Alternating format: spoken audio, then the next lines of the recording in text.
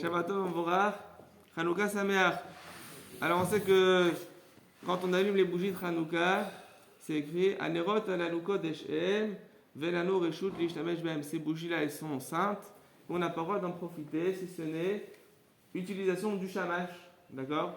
Et du coup, qu'est-ce qui se passe? Il y a une question dans les décisionnaires à savoir qu'est-ce qu'on doit faire pendant la demi-heure, d'accord, où les bougies sont en train d'éclairer dans les 30 minutes de la mitzvah. Donc dans la demi-heure de la mitzvah, qu'est-ce qu'on va faire, d'accord, lorsqu'elles sont allumées? Est-ce qu'on a le droit de travailler?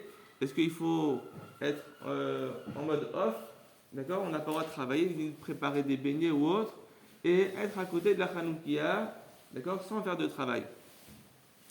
Alors on va dire que les femmes, c'est écrit, lorsqu'on allume la Hanoukia, elles n'ont pas le droit de travailler, c'est-à-dire elles n'ont pas le droit d'aller s'occuper dans la cuisine. Si elles veulent préparer les beignets, il faut qu'elles le fassent en amont, d'accord? Mais quand les bougies sont allumées, après on n'a pas le droit de faire un travail. Alors qu'est-ce qu'on va faire pendant la demi-heure? D'accord? Alors, du temps des Hashmolaïm, il y avait l'interdiction d'étudier la Torah. Et qu'est-ce qui se passe? Alors ils n'étudiaient pas la Torah, ils étudiaient la Torah en cachette, comme les communistes. D'accord, lorsqu'il y avait en Russie, ils étudiaient la Torah en cachette. Et du coup, lorsqu'il y avait des Grecs qui rentraient dans les maisons, qu'est-ce qui se passait? Ils faisaient semblant de jouer, d'accord? Et dès qu'ils ressortaient, ils sortaient leurs livres et ils étudiaient la Torah. Donc, qu'est-ce qu'on peut faire quand on est dans la demi-heure où les bougies sont allumées? Tout d'abord, on peut étudier, on peut être assis, manger des beignets avec nos familles autour de la table, d'accord? Mais on peut aussi jouer. D'accord? On peut aussi jouer. Maintenant, quel jeu? Alors, il est coutume de jouer avec la toupie, mais on peut jouer avec n'importe quel jeu de société. D'accord? Jeu de société, on peut jouer au jeu de société, c'est autorisé. Alors, écoutez l'histoire qui s'est passée en Europe de l'Est avec Rabbi Nahum Mishtefinitsti. C'était le fils du tzaddik de Rougine. Alors, une fois, ces chassidim, ils étaient en train de jouer aux dames à Hanouka, pendant que la Hanouka, elle était allumée. Et voilà que le Rav, il rentre dans la pièce et il les voit tous jouer aux dames. Et là, il ne savait plus quoi faire. On doit continuer à jouer. Il faut qu'on sorte nos livres pour étudier la Torah. Qu'est-ce qu'il faut faire? D'accord? Et voilà que le Rav, il s'est arrêté et leur a dit, dites-moi, est-ce que vous connaissez les règles du jeu de dames? Il leur dit, moi je vais vous dire c'est quoi les règles. Les règles, c'est que quand on joue aux dames, d'accord, tout d'abord, on ne peut aller que vers le haut. Il faut gagner l'adversaire.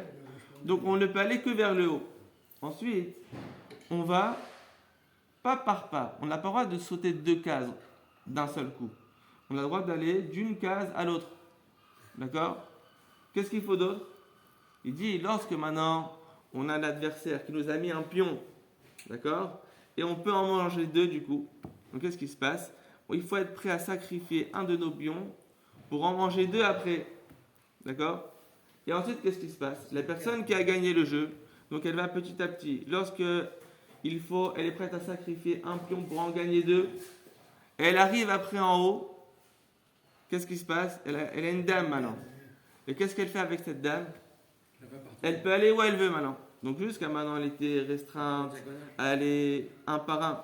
Et maintenant, elle peut aller plusieurs cases. Elle peut aller dans toutes les directions. Il a dit, c'est exactement ça, le jeu de dames. Ça veut dire quoi, c'est ça, le jeu de dames? Dans la Torah, c'est pareil. Quand on avance, il faut toujours aller vers le haut. Jamais aller vers le bas. Et quand on va vers le haut, il faut aller pas par pas. Il ne faut pas sauter depuis le départ, aller vers des sommets spirituels, parce qu'on n'a pas les capacités. Donc on va un par un. Et lorsqu'il faut être prêt à sacrifier un jeton, un pion, pour en gagner 2, alors il faut être racham, il faut être intelligent, d'accord, de le faire. Et après, lorsqu'on est arrivé à un niveau spirituel élevé, on a réussi toute cette bataille-là. On est arrivé en haut, avec le Yitzhara, on l'a battu, qu'est-ce qui se passe? Là, on peut aller à droite, à gauche, partout dans le jeu. On peut être déjà dans les sphères supérieures, voir ce qui se passe ici sur Terre et pouvoir tout gérer depuis là-haut. C'est exactement ça la fête de Hanouka. La fête de Hanouka, c'est quoi? Comme c'est écrit, Ma'alin Bakodesh Ven Moridin. On monte dans la spiritualité et on ne descend pas. C'est la raison pour laquelle le premier jour de Hanouka, on allume une bougie. Le deuxième jour, 2 bougies. Le troisième, 3 bougies, et ainsi de suite. Pourquoi? On va toujours vers le haut. Donc ça, si on veut quoi faire pendant la Hanoukia, alors il faut penser, pendant cette demi-heure, à aller vers le haut. On peut jouer avec la famille, d'accord, pour qu'il y ait l'amour, la chaleur familiale. On peut étudier la Torah pour aller vers le haut. On peut aider s'il faut aider. On peut manger et faire des belles bénédictions. L'essentiel, c'est d'aller vers le haut et de mériter toutes les bénédictions. Chazak, au Baruch,